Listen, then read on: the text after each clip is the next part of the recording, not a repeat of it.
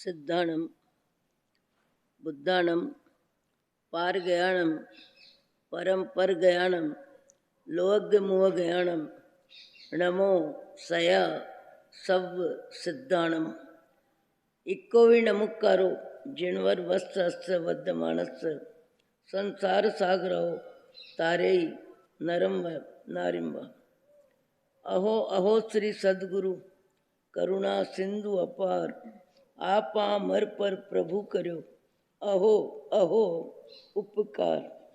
अनंत शुद्धात्माओं को नमस्कार। शुद्धात्म स्वरूप का लक्ष्य जिनका बन चुका प्रयत्नशील उन सभी साधकों को नमन नमन नमन। प्रभु परमात्मा देवादिदेव भगवान महावीर स्वामी के शासन में राजस्थान की धरती कोटा शहर दानबाड़ी दादाबाड़ी परिसर में आप हम सब सम्मिलित हैं अपने ही चेतन चिदानंद को जागृत करने के लिए।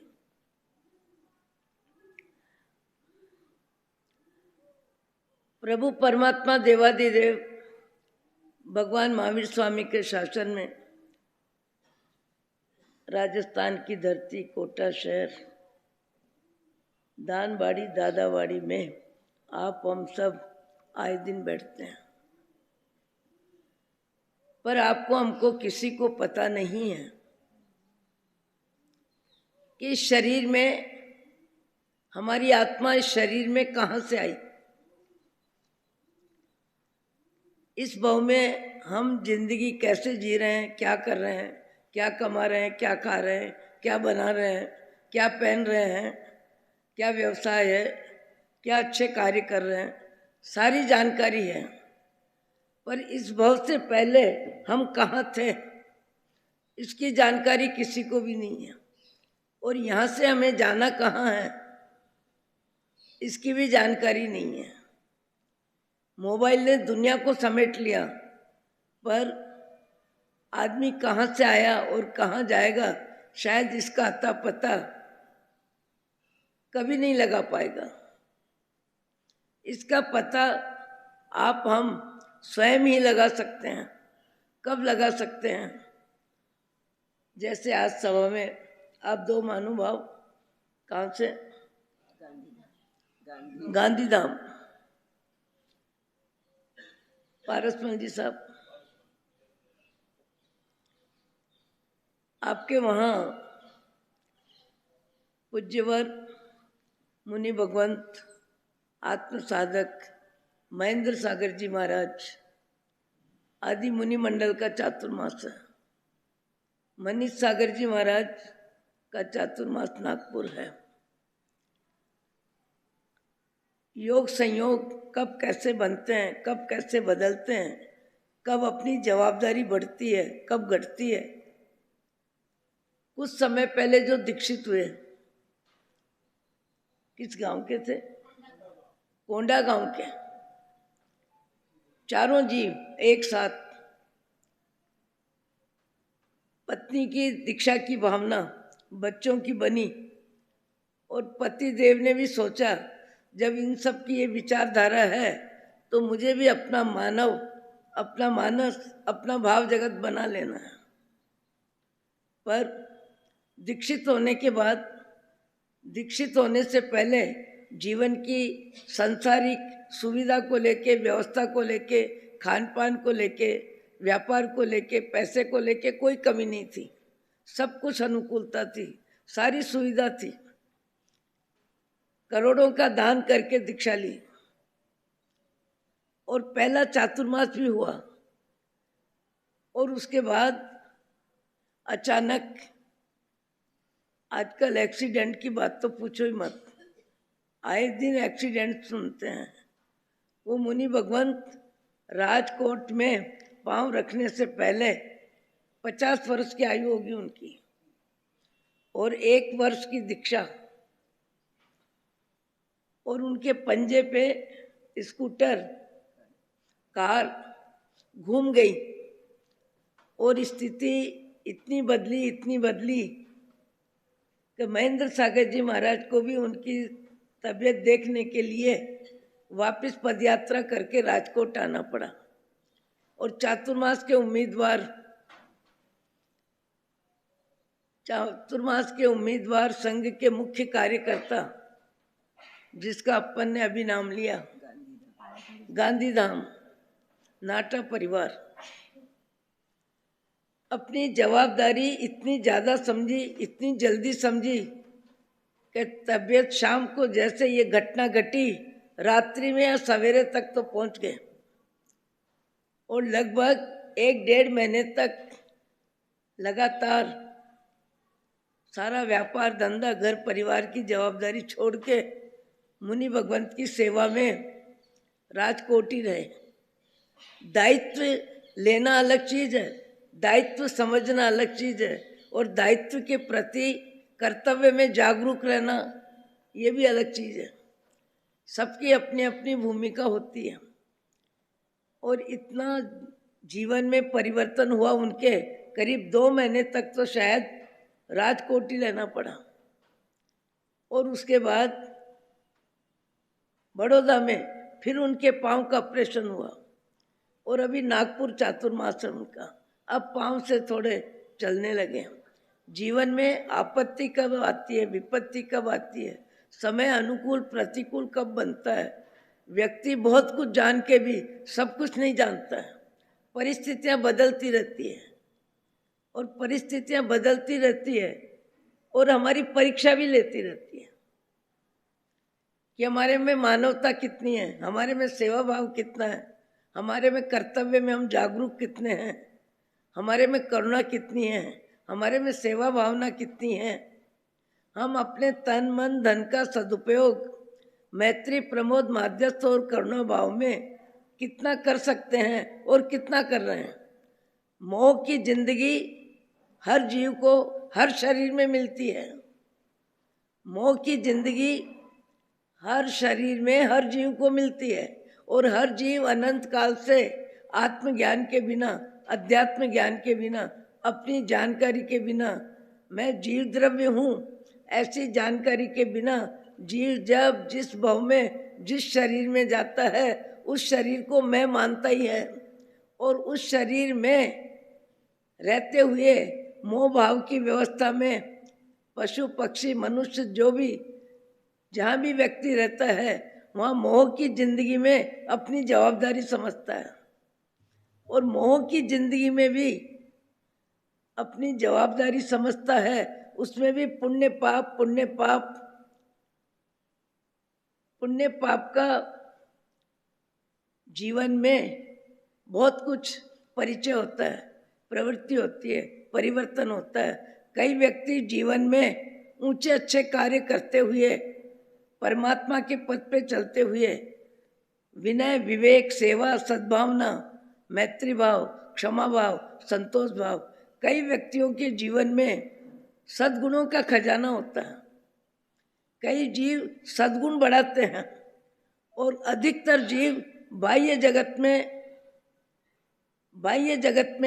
जगत की ऊंचाई बढ़ाने में लगभग अपनी जिंदगी का अधिकतर समय लगाते हैं।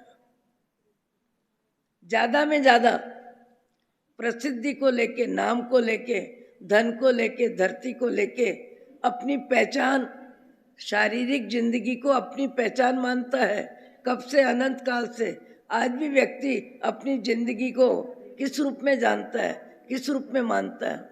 जाति को लेके, व्यापार को लेके, परिवार को लेके, अपनी सुख सुविधा को लेके, अपनी इनकम को लेके व्यक्ति परिचय दे के क्या देगा? मैं वकील हूँ, मैं जज हूँ, मैं मास्टर हूँ, मैं व्यापारी हूँ। मैं अपने जीवन में कई प्रवृत्तियों में समय शक्ति का उपयोग करता हूँ, पर एक बहुत महत्वपूर्ण प्रश्न है कि हम कहाँ से आ गए और मनुष्य जीवन भी मिल गया, और लाखों करोड़ों मनुष्यों में हमारा जीवन का स्तर बहुत अच्छा है, बहुत ऊंचा है, समझ भी है, सावधानी भी है, परिवार भी है, पैसा भी है, विवेक भी है, धार्मिक संस्कार भी है, जीवन में परोपकार और परमार्थ की क्रिया भी है।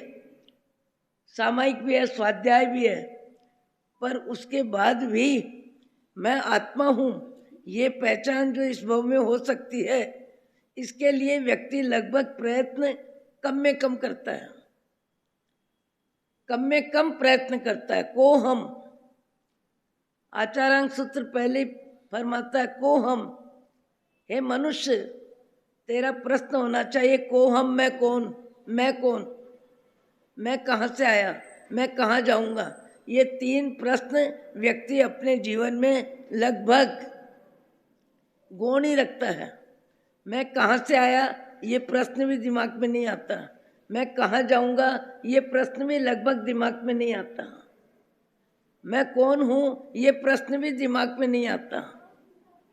व्यक्ति अपनी वर्तमान की जिंदगी में, अपनी वर्तमान की जिंदगी में मोह की व्यवस्था में, परिवार की जवाबदारी में, तन मन धन की व्यवस्था को लेके मनुष्य भाव का उपयोग अधिक में अधिक, अधिक में अधिक शुभ कार्यों में भी मान कषाय बढ़ाने में व्यक्ति की शक्ति ज़्यादा में ज़्यादा लगती है। मान कषाय बढ़ाने में व्यक्ति की शक्ति ज़्यादा में ज़्यादा लगती है। और कभी कभी तो बच्चों को भी मान कषाय हैरान कर देता है। छोटे छोटे बच्चों को भी मान कषाय होता है। एक दादाजी बच्चे को गोद में लेते हैं और दूसरा बच्चा पांव पटकता है, इसको उतारो मुझे लो, इसको क्या दिया मुझे दो, इसको क्या पहना है मुझे पहनाओ। मान कषाय। शरीर बदलता है, आत्मा के संस्कार बदलते नहीं हैं। शरीर बदलता है पर संस्कार अगले भव के वर्तमान में संस्कार काम करते हैं। और संस्कार कभी कभी किसी किसी को बचपन में ही कहाँ से कहाँ पहुँचा देते हैं। अतीत का इतिहास आप हम सब सुनते हैं बार बार। समय बदलता है, कैसे बदलता है, कितना बदलता है, और समय के साथ व्यक्ति के जीवन में क्या परिवर्तन आता है। आज वर्तमान में धार्मिक क्षेत्र में तब खूब हो रहा है, जब भी खूब हो रहा है। कई प्रकार की तपस्याएं लगातार चलती है। सूरत में देखो, अहमदाबाद में देखो, बम्बई में देखो। अभी परम पूज्य पीयूष सागर सूरीश्वर जी महाराज की निश्रा में पालीताना में भी धार्मिक माहौल गजब का है। धार्मिक माहौल गजब का है, पर धार्मिक माहौल होने के बाद भी अपनी आत्मा से आपको मेरे को प्रश्न करना चाहिए कि मेरे भाव जगत में तब की अभिवृद्धि है, आहार का त्याग है, स्वाद का त्याग है। शरीर को एक दिन भोजन के बिना रखते हैं, पर निमित्त मिलने पर क्रोध का संस्कार उभर के आ जाता है कि नहीं, मान का संस्कार उभर के आ जाता है कि नहीं। बाह्य तप जितना ज़्यादा हो रहा है वर्तमान में, बहुत ऊंची बात है, बहुत अच्छी बात है। आहार छोड़ना सामान्य बात नहीं है, रोटी का राग छोड़ना भी सामान्य बात नहीं है, स्वाद का राग छोड़ना भी सामान्य बात नहीं है। प्राप्त सुविधा का भोग उपभोग करने में व्यक्ति की विशेष रुचि रहती है। त्याग भी ज़्यादातर साधु संतों के मार्गदर्शन में, प्रेरणा से, प्रोत्साहन से, और करने वालों को जो करते हैं उनसे भी प्रेरणा मिलती है, उनसे भी प्रोत्साहन मिलता है। और अच्छे कार्य हम खूब करते हैं, पर सारे अच्छे कार्य करने के बाद भी मैं कौन हूँ, ये प्रश्न ज्यों का त्यों रह जाता है। लगभग ये प्रश्न ज्यों का त्यों रह जाता है। उस प्रश्न के समाधान में अंतर्मुखी होके आत्मविश्लेषण करे, स्वाध्याय करे, और स्वाध्याय में तत्व ज्ञान का अभ्यास करे, और तत्व ज्ञान के अभ्यास में जीव द्रव्य और अजीव द्रव्य, जीव द्रव्य और अजीव द्रव्य दो के बीच में जीव अनंत काल से संसार में जीवन जी रहा है। जीव द्रव्य और अजीव द्रव्य। जीव द्रव्य जहाँ सुख दुख का अनुभव है, जहाँ ज्ञान शक्ति है, वो जीव है। और जहाँ न अपने को जाने न दूसरे को जाने, वो क्या है? अजीव है। आज जीव अनंत काल से अजीव के संयोग में रहते हुए अपने आप को अजीव मान रहा है, अपने आप को जीव अजीव मान रहा है, नाम को मान रहा है, शरीर को मान रहा है, मैं गोरा, मैं काला, मैं पतला, मैं मोटा, मैं लखपति, मैं करोड़पति, मैं हजारपति। पुण्य कर्म की फिल्म को अपनी फिल्म मानता है, पुण्य कर्म की फिल्म को अपनी फिल्म मानता है। ये पुण्य को उदय को, पुण्य का उदय, पाप का उदय, दोनों में जो स्वाध्याय करते हैं, सत्संग के बाद तत्व ज्ञान का अभ्यास करते हैं, उनको पता है कि पुण्य का उदय, पाप का उदय दोनों आश्रव है, दोनों कर्म बदलते रहते हैं। पाप कर्म प्रतिकूलता देता है और पुण्य कर्म अनुकूलता देता है, और अनुकूलता में जीव आसक्त हो जाता है, और अनुकूलता का अहंकार भी बढ़ जाता है, और अनुकूलता का व्यक्ति प्रदर्शन भी करता है, और अनुकूलता के आधार पे अपनी छवि भी बनाता है। अनुकूलता पुण्य से मिलती है, पर पुण्य से मिलने वाली अनुकूलता मान कषाय बढ़ाती है।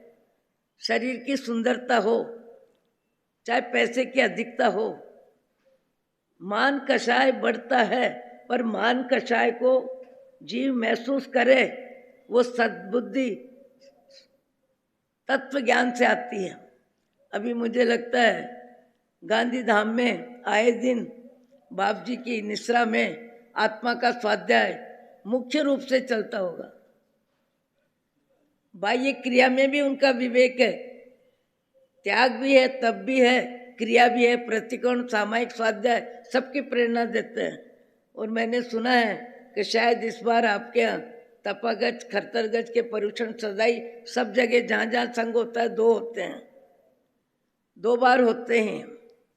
पर गांधीधाम में जो परुषण पर्व की आराधना हुई है, मेरी आपसे तो पहले भेंट नहीं हुई, पर मुझे किसी ने बताया था कि गुरु महाराज ने कहा 2 बार इस बार परुषण पर्व की आराधना है, और जन्म भगवान का जन्म दिवस मनाया जाएगा, और जन्म दिवस में पैसे की वर्षा होती है।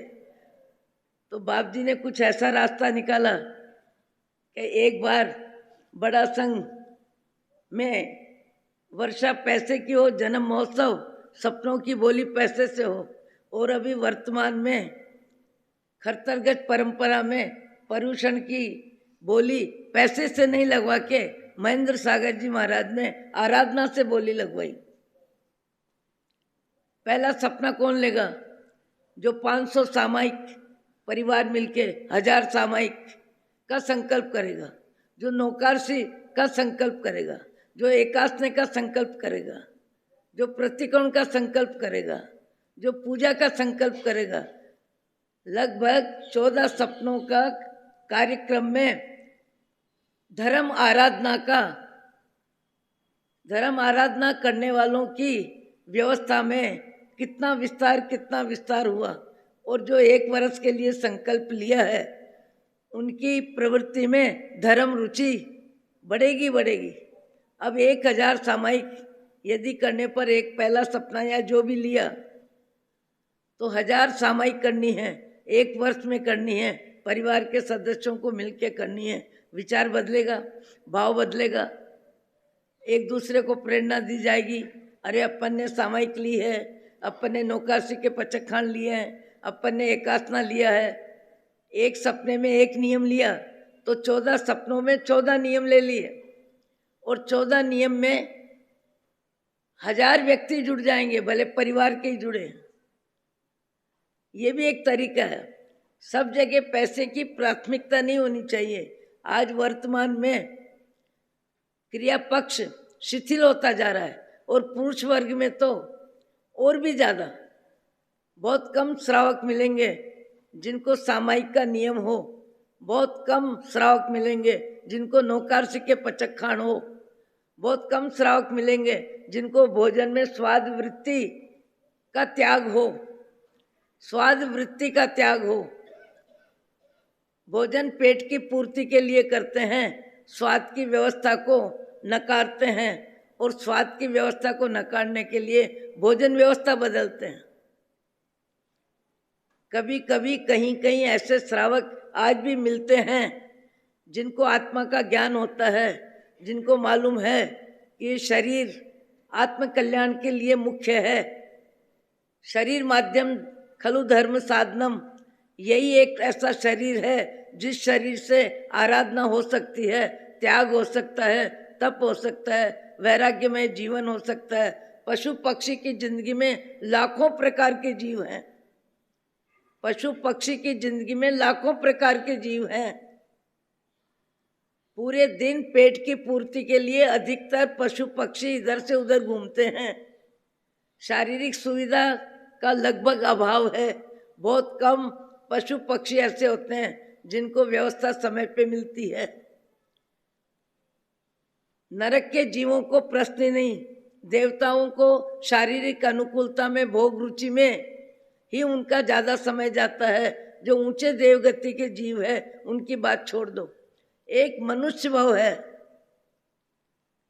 पर मनुष्य भाव में भी बाह्य आत्मा, बाह्य आत्मा किसे कहते हैं? जिसका संसार ही सब कुछ है, जिसका संसार ही सब कुछ है। परिग्रही जीवन का मापदंड है, सुंदरता ही जीवन का मापदंड है, नाम ख्याति मापदंड है। ऐसे भी व्यक्ति हैं जो जिंदगी भर बाह्य जगत में, शारीरिक जिंदगी में, पारिवारिक व्यवस्था में, मोह की दुनिया में और नाम कषाय में जिंदगी को पूरा कर देते हैं। और यहाँ से जाने के बाद यदि जीव तिर्यंच गति में गया तो यहाँ जितना सम्मान, जितनी सुविधा, जितना नाम, जितना धाम, मुझे बार बार ये विचार आता है, जीव इस बात का क्यों नहीं विचार करता? जीव इस बात का क्यों नहीं विचार करता कि जीवाराम जो मिला, जितना मिला यहाँ मिला है, पर कुछ समय के लिए मिला है और कुछ समय से मिला है। ये सब कुछ छूटने वाला है, सब कुछ छूटने वाला है, सब जानते हैं। उसके बाद भी व्यक्ति के भाव जगत में आसक्ति और अहंकार कम नहीं होता। और कभी कभी छोटे बच्चों के भाव जगत में भी निमित्त मिले तो कहाँ से कहाँ पहुँच जाते हैं। 10वें कालिक सूत्र के रचयिता स्वयंभव सूरी, और स्वयंभव सूरी प्रभव सूरी के पाठ पे आए। और स्वयंभव सूरी दीक्षित कब हुए? जब पत्नी गर्भवती थी। ऐसे समय में वो मुनि बने और बच्चा की जवाबदारी माँ संभालती है। बच्चा बच्चों के साथ खेलता है, बच्चों के साथ कूदता है, इधर उधर जाता है, खाता है, पीता है, हंसता बोलता है। पर एक रोज खेल ही खेल में, हार जीत में, हार जीत का भाव व्यक्ति के जीवन में सब जगह रहता है। हार जीत, हार जीत मान कषाय का मुख्य कार्यक्रम है। हार जीत मान कषाय का मुख्य कार्यक्रम है। संसार में, परिवार में, रिश्तेदारी में भी व्यक्ति संबंध समान होने पर भी मान कषाय के आधार पे उसका व्यवहार बदल जाता है।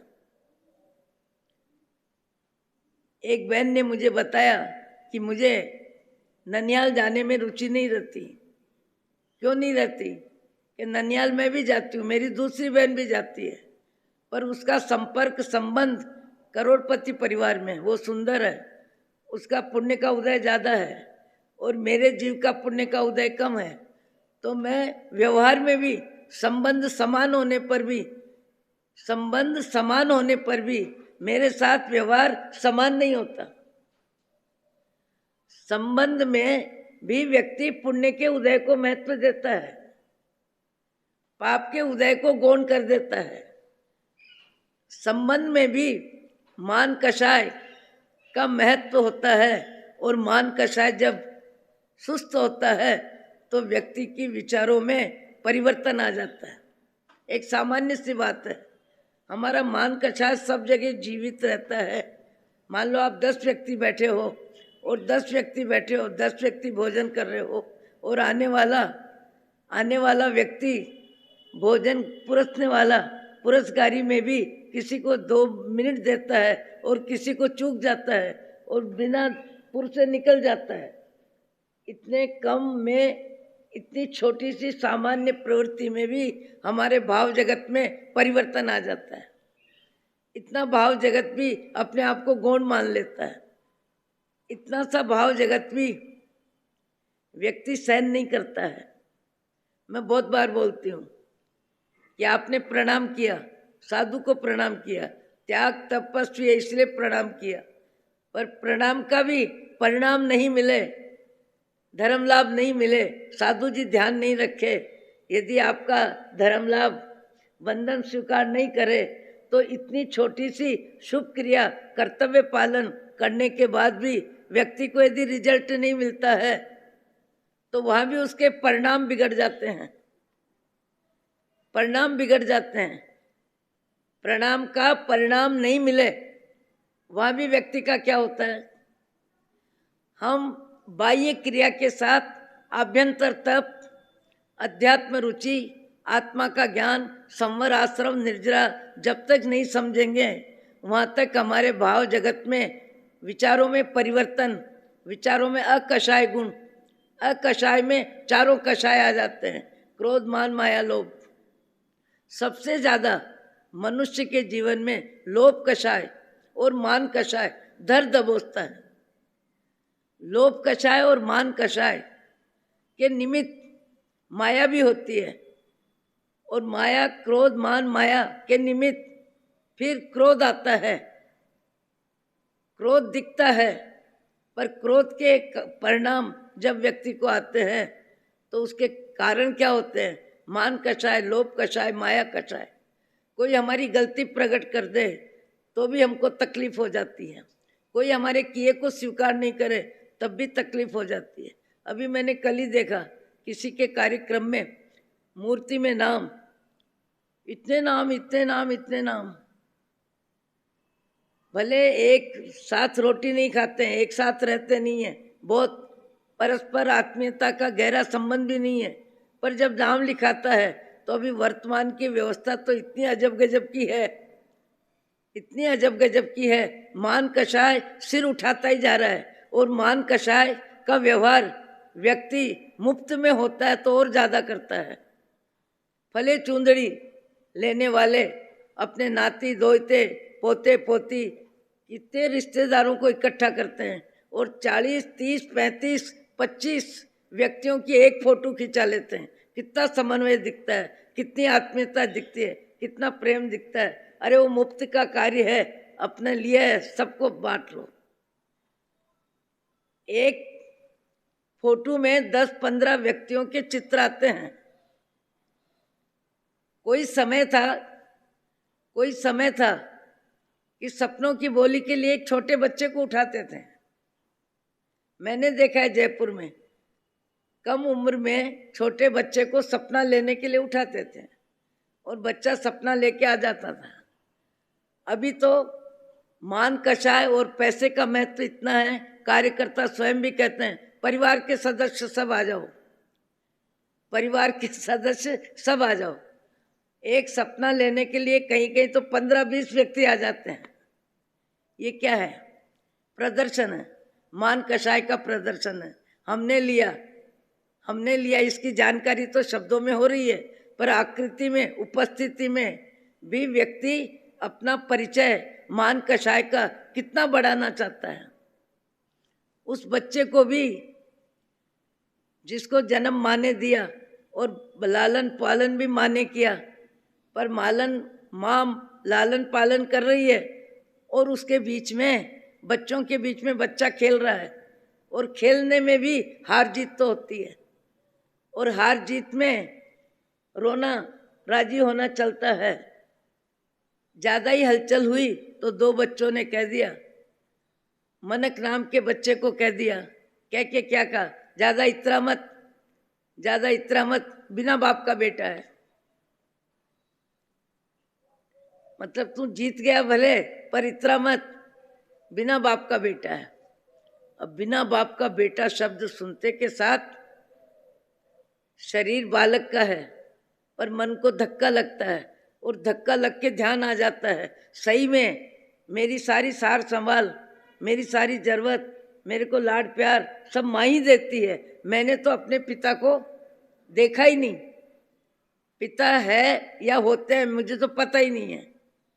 पर जैसे ही बच्चों ने कहा, कभी भी पिंचकारी शब्द परस्पर एक दूसरे को बोल दिया जाता है, किसी भी उम्र में किसी को भी वो शब्द व्यक्ति के हृदय में सदा के लिए सुरक्षित हो जाता है। विवेकी व्यक्ति, समझदार व्यक्ति अपनी वाणी में, शब्द व्यवस्था में औचित्य का ध्यान रखते हैं, उचितता का ध्यान रखते हैं। पिंचकारी भाषा, व्यंग की भाषा, टोंट की भाषा, किसी को चुप जाए ऐसी भाषा, सज्जन व्यक्ति जिनके स्वभाव में सज्जनता है उनकी वाणी में सदा विवेक रहता है, उनकी वाणी में विवेक रहता है। सामने भले कोई कुछ भी बोल दे पर वो अपना विवेक, उनका विवेक छूटता नहीं है और वो दूसरों की गलती को, हल्के शब्द को, क्रोध के शब्द को, व्यंग टोंट के शब्द को भी अपने हृदय में सहजता से सुन लेते हैं। पर प्रतिकार प्रतिक्रिया में तथा प्रकार के शब्दों का उपयोग करने में सज्जन व्यक्ति, मुमुक्षु व्यक्ति, धर्मात्मा व्यक्ति कभी भी समस्तर पे शब्दों के बाण नहीं छोड़ेगा। और सामान्य व्यक्ति होगा तो बराबर शब्द का प्रहार शब्द से ही कर देता है, लहजे का प्रवाह लहजे से कर देता है, टोंट व्यंग की बात टोंट व्यंग में ही कर देता है। समझ लेना चाहिए हम आकृति के मनुष्य हैं, बुद्धिमान हैं, धनवान हैं, पर अभी हमारे जीवन में सज्जनता के सद्गुणों की कमी है। सामने वाला जाने, उसका व्यवहार जाने, उसका विचार जाने, उसका भाव जगत है, उसके सद्गुण कम हैं, पर हम सद्गुण होने पर भी यदि सामने वाले व्यक्ति के स्तर पे वाणी का व्यवहार करते हैं तो उस समय हमारा विवेक भी विकल हो जाता है, हम भी अपने विवेक से चूक जाते हैं।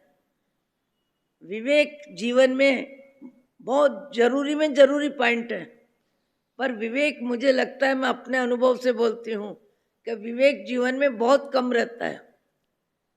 व्यवहार जब जैसा होता है उस स्तर के व्यवहार में व्यक्ति अपनी भाषा का उपयोग कर देता है। पर कभी कभी कहीं कहीं ऐसे व्यक्ति भी देखने को मिलते हैं, उस बच्चे को जैसे ही जानकारी मिली कि बिना बाप का बेटा, शब्द चुप गया, शब्द लग गया और उसको याद आ गया कि सही में मेरे पिताजी है कहाँ, पिताजी को तो मैंने देखा ही नहीं। और तत्काल उस माहौल से अलग होके माँ के पास पहुंच जाता है और माँ को कहता है, माँ बता पिताजी कहाँ हैं, पिताजी कहाँ हैं। आज तेरे को पिताजी की याद कैसे आ गई, क्या हुआ? उसने सब बता दिया कि ऐसे ऐसे मुझे कहा गया कि बिना बाप का बेटा है। बिना बाप का बेटा सुना तब मुझे ध्यान आया कि सही में मेरी सारी व्यवस्था आप करती हैं, पिताजी को मैंने देखा ही नहीं। तब माँ कहती है, तुम्हारे पिता को वैराग्य आ गया था, राग की जिंदगी उन्होंने छोड़ दी थी और वो मुनि पद में आत्म कल्याण के मार्ग में विषय कषाय से निवृत्त होने के लिए अपने आप को परमात्मा के मार्ग में उन्होंने जोड़ दिया। कहाँ हैं, कहाँ रहते हैं, कहाँ मिल सकते हैं? अरे वो तो जंगल के जोगी है, वो तो तप त्याग ध्यान में रहते हैं, तुम तो बच्चे हो।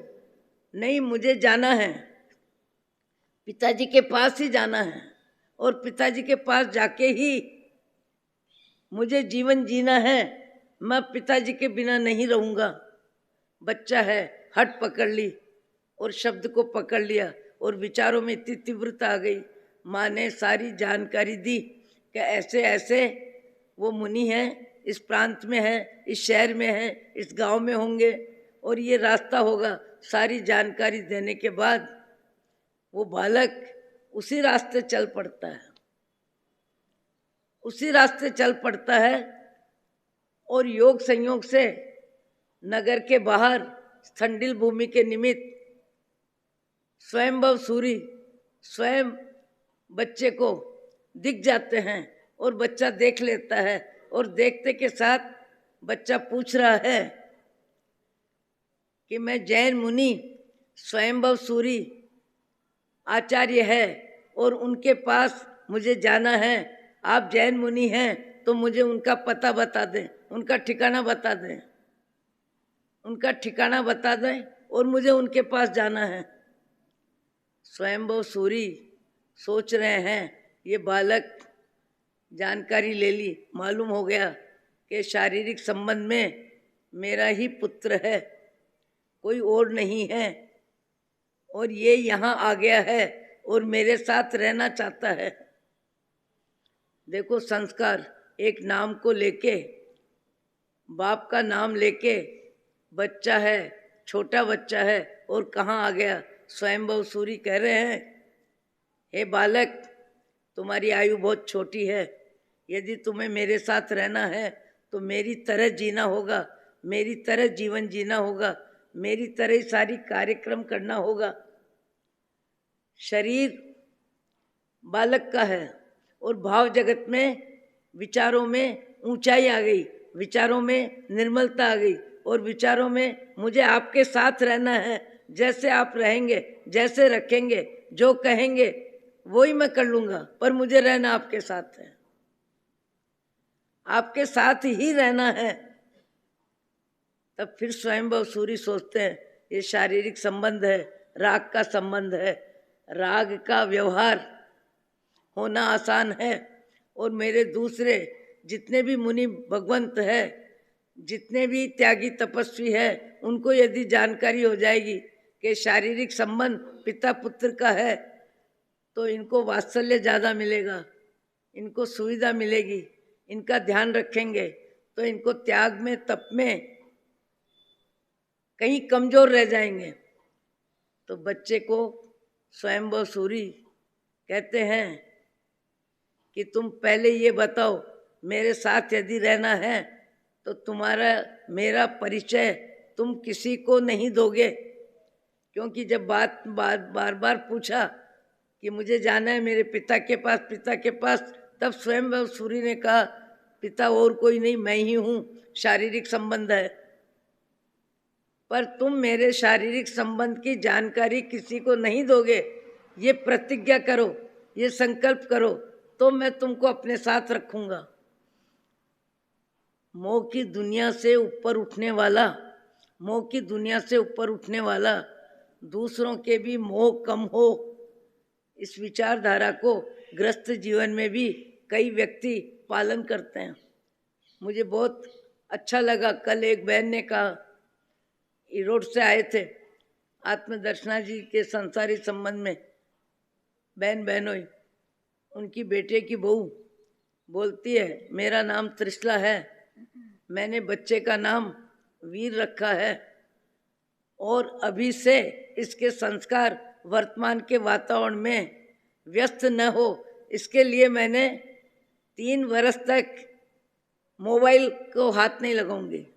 मोबाइल बच्चे को दिखना नहीं चाहिए, मोबाइल से बात करता हो कोई दिखाई नहीं दे, क्योंकि आजकल बच्चों को मोबाइल इतना ज़्यादा प्रभावित कर रहा है, इतना ज़्यादा मोबाइल हर बच्चे के हाथ में है। कल एक महानुभाव तो ज्ञानचंद जी तो मुझे बोल रहे थे कि मेरा पोता जब तक मोबाइल नहीं दो वहाँ तक दूध ही नहीं पीता है, बोलता है पहले मोबाइल दो, मोबाइल देखूंगा फिर दूध पीऊंगा, मोबाइल देखता जाऊंगा दूध पीता जाऊंगा। संस्कार में कितना परिवर्तन हो रहा है, संस्कार में बौद्धिक विकास कितना हो रहा है, और संस्कार कम उम्र में कैसे ज़्यादा बढ़ते जा रहे हैं और कितने बढ़ते जा रहे हैं। रहन सहन खान पान आज हमारा जो है अति में विचित्रता का व्यवहार है, संयम घटता जा रहा है, मर्यादा कम होती जा रही है, रहन सहन खान पान भी बदलता जा रहा है। और आज तो न पूछो, आश्चर्य है, पर उस आश्चर्य का कोई इलाज नहीं है। अभी वर्तमान में कोई इलाज नहीं दिखता है, परिवार टूटते जा रहे हैं। बेटियों को हर माँ बाप कमाऊ बनाने के लिए सबसे पहले सबसे ज़्यादा पहले पढ़ाई कराते हैं और पढ़ाई के बाद कमाने के लिए भेज देते हैं। 25 वर्ष तक माँ बाप, परिवार, धार्मिक संस्कार सबसे लड़कियां दूर रहती हैं। जीवन में जो परिवर्तन आ रहा है, जिस तरह का परिवर्तन आ रहा है, जैसा परिवर्तन आ रहा है, ये परिवर्तन पारिवारिक व्यवस्था को मुझे लगता है कहाँ तक ले जाएगा। आज भी संस्कार सुरक्षित है, और सबसे ज़्यादा संस्कार सुरक्षित रहने में गुजरात का नंबर है। गुजरात में काफ़ी संस्कार सुरक्षित है, साधु साधियों का संपर्क ज़्यादा है, रिश्तेदारी भी है, और वहाँ भी नौकारसी करने वाले काफ़ी लोग मिलेंगे, चौव्यार करने वाले मिलेंगे, सामायिक करने वाले मिलेंगे, पोषक करने वाले मिलेंगे। संपर्क का, संगत का असर आता है। संगत का असर उस बच्चे को आया, और कितना आया, इतनी छोटी उम्र में पिता के साथ जीवन जीने का संकल्प कर लेता है, और पिता की तरह जीवन जीता है, और आयु कम है, और आचरण की ऊंचाई बढ़ गई। ये भी प्रबल पुण्य का उदय। प्रबल पुण्य का उदय हो तो बचपन में धार्मिक संस्कार मिलते हैं, और धार्मिक संस्कार बढ़ते हैं। और कई व्यक्ति तो माता पिता के संस्कार कितने भी हो, एक उम्र आने के बाद माता पिता के संस्कार भी 9-2-11 हो जाते हैं। बड़ी उम्र आने के बाद संस्कार बदल जाते हैं। क्षमा भाव का अभ्यास, सहनशीलता का अभ्यास, सेवा भावना का अभ्यास, परिवार में परस्पर आत्मीयता का विस्तार, ये मौलिक गुण है। परिवार में, समाज में, आत्मा में और परगति में, दूसरे जीवन में जहाँ भी जीव जाता है वहाँ संस्कार ही जीव को लेके जाता है। न धन ले जाता है, न धरती ले जाती है, न रूप ले जाता है, न रंग ले जाता है, न संपन्नता ले जाती है। जीव को एक गति से दूसरी गति में ले जाने वाला कौन है? न परमात्मा है, न कोई आत्मा है, न कोई देव है, न दानव है, न कोई मित्र है, न परिचित है। एक गति से दूसरी गति में ले जाने के लिए निमित्त कौन बनता है? व्यक्ति के भाव जगत, केवल अपना भाव जगत ही अपने को गति परिवर्तन देता है। अपना भाव जगत ही हमको शांति देता है, अपना भाव जगत ही हमको वैरागी बनाता है, हमारा भाव जगत ही हमको उदारता का गुण देता है, हमारा भाव जगत ही सेवा भावना देता है, हमारा भाव जगत ही हमको सन्यासी बनाता है, और हमारा भाव जगत दूसरों के दुख दर्द में हाथ लंबा करने में करुणा गुण हमें आगे बढ़ा देता है। भाव जगत ही हमारा सब कुछ है, पर हम भाव जगत को गौण करते हैं। रहन सहन कैसा है, कपड़े कैसे हैं, मकान कैसा है, फर्नीचर कैसा है, भोजन कैसा है, भोजन की विविधता कैसी है, पसंद का चक्कर, राग और द्वेष, दो भाव जीवन के हर प्रवृत्ति में, हर कार्य में, मनुष्य भाव में भी व्यक्ति के जीवन में लगातार बने रहते हैं। और पुण्य के उदय में बाह्य जगत की आसक्ति बढ़ती है, बाह्य जगत का अहंकार बढ़ता है, और बाह्य जगत का अहंकार और आसक्ति अगले भाव में विपरीत वातावरण में जीव को ले जाके खड़ा करते हैं। विपरीत वातावरण में सम्मान की जितनी भूख, सम्मान मिलना, मैं बार बार बोलती हूँ, सम्मान मिलना अपराध नहीं है, सम्मान मिलना व्यक्ति की योग्यता है, और योग्यता का सम्मान है। पर सम्मान मिलना चाहिए, और नहीं मिलने पर मन नाराज होता है, तो वो अपमान की व्यवस्था जमाने का कार्यक्रम है। मनुष्य जीवन में सम्मान की जितनी भूख होगी, उसको त्रियंच गति में अपमान की व्यवस्था मिलेगी। ज्यादा में ज्यादा अपमान और अभाव, त्रियंच गति में अपमान और अभाव है। न रहने की, न खाने की, न पीने की कोई व्यवस्था नहीं है। आंखों के सामने सब पशु पक्षी हमको दिखाई दे रहे हैं। पशु गति में जाने का पुरुषार्थ कौन करता है? अधिकतर मनुष्य भाव में मनुष्य पशु गति में जाने का पुरुषार्थ करता है। आप कहोगे कौन जाना चाहता है? कोई नहीं जाना चाहता है, जाना चाहते नहीं है, पर हमारा भाव जगत हमें ले जाता है, हमारा भाव जगत हमें ले जाता है। और भाव जगत बाह्य जगत को लेके बदलता है, बाह्य जगत को लेके बिगड़ता है, बाह्य जगत को लेके अहंकार में आता है, और बाह्य जगत हमारा सारा यहीं छूटता है।